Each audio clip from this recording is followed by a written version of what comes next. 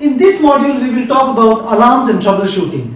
These are like safeguards because we know that when we put a patient on a particular mode on a ventilator, we have certain things which is within our control, which we have set, and certain things which are not in our control. And we would like to set certain limits to these so that we can keep the patient in the safe zone. Let us look at a volume control mode. We know that in volume control mode, we don't have any control over the pressures generated in the airways. We are assured of a particular amount of tidal volume, we are assured of a particular respiratory rate, a particular minute ventilation, but we have no control over the pressures which can develop in the airways. So we have a pressure limit which we can choose as the upper cutoff, so that if the pressure exceeds while trying to deliver that amount of volume, an alarm is raised. So in a volume control mode, one important alarm is the pressure. So we set the upper limit. Similarly, in a pressure control mode, the pressure is in our control, but we have no idea how much amount of volume will it deliver. And the volume delivered with each breath may change depending on how much effort the patient puts and what happens to the lungs and the airways with time. Do they change?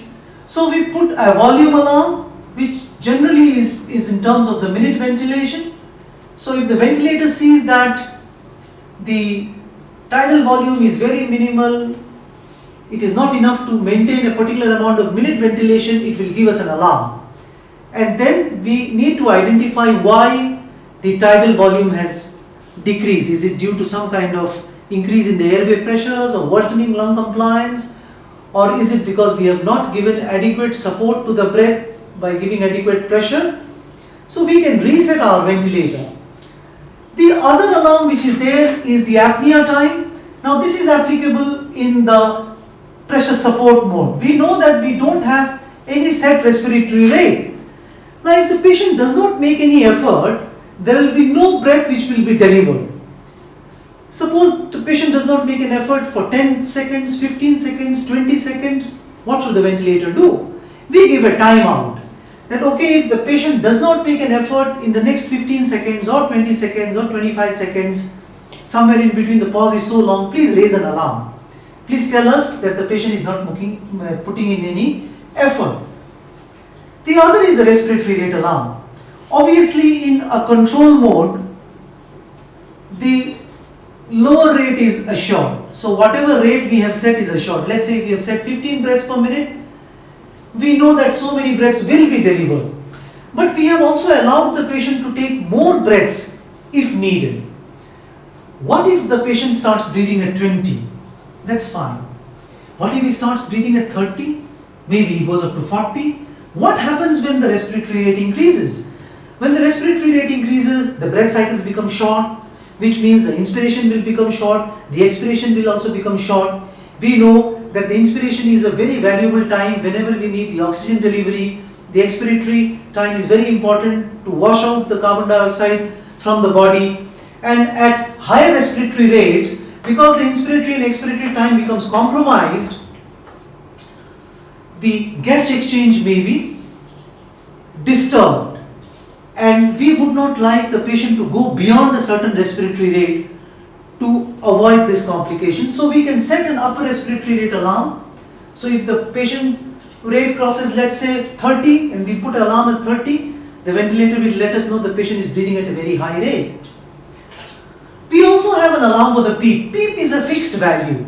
The alarm is of value in a PEEP because if there are leaks in the circuit, if the cuff becomes deflated, if there are some gaps, some rents in the circuit, then the PEEP might be lost and the PEEP may actually drop, which will be an indicator that there is some leak in the system and we need to look at it.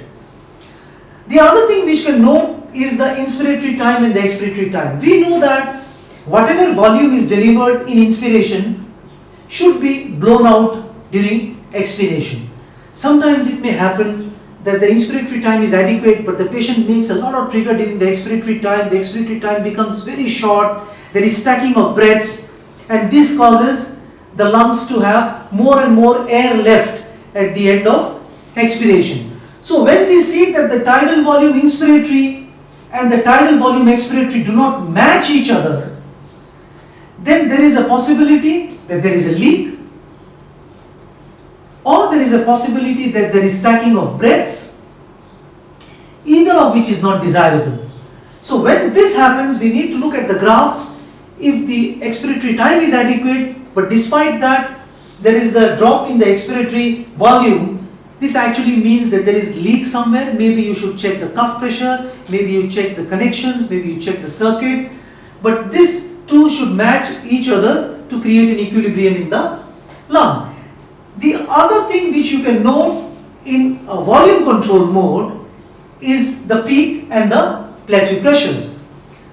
We know that the peak pressures is the overall pressure required to overcome the resistance of the airways as well as of the lung, and the plateau pressure tells you more about the compliance of the lungs.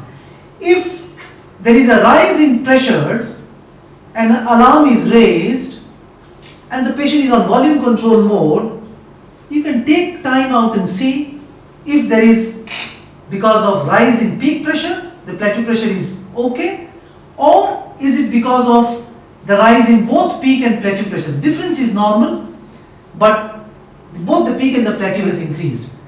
The reason for only the peak pressure to increase and the difference between peak and plateau pressure to increase is when there is obstruction in the airways, or when there is secretions, or when there is spasm. All this will cause a rise in the peak pressure with the plateau pressure remaining okay. But if both the peak and the plateau pressure increase, the difference between them is normal, it actually means that there is something wrong at the levels of the lungs, below the airways, which could be due to a pneumothorax, or which could be due to a new consolidation which is happening, or because of pulmonary edema. Anything which decreases the lung compliance would cause the plateau pressure to rise. So we can see what is the difference between the peak and the plateau, and then point out that what is the reason for the pressures to have increased in a particular setting, in a particular patient. The alarms are to register faulty settings as well. Sometimes we may not have set the ventilator well, so the tidal volume delivery is not adequate, or the pressure generated in the airways is very high, or we find that something has changed over time, which could be due to the dynamic condition of the lungs, because of which there is an alarm raised. One example is coughing. If the patient was okay and starts coughing, he will increase the airway pressures and there could be an alarm raised. An alarm is always to alert you that there is something which has gone wrong, and it is time to look at the ventilator, the graphs and the numbers to identify what is going on wrong.